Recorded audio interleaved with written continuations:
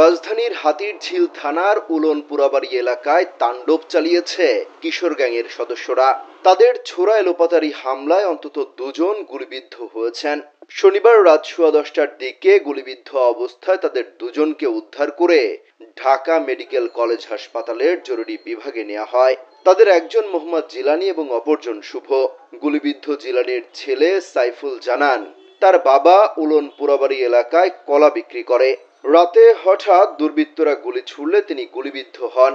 এ বিষয়ে জানতে চাইলে হাতিরঝিল থানার উপপরিদর্শক মোহাম্মদ সেলিম গণমাধ্যমে বলেন, হাতিরঝিলের উলন এলাকায় কিশোর গ্যাংয়ের দুই পক্ষের মধ্যে গোলাগুলি হয়েছে।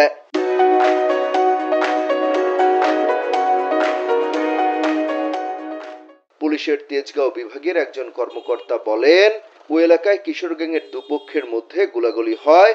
এতে ওই দুই পক্ষের কেউ গুলিবিদ্ধ না হলেও পথচারীদের শরীরে গুলি লাগে। জড়িত ব্যক্তিদের চিহ্নিত করে আটকের চেষ্টা চলছে।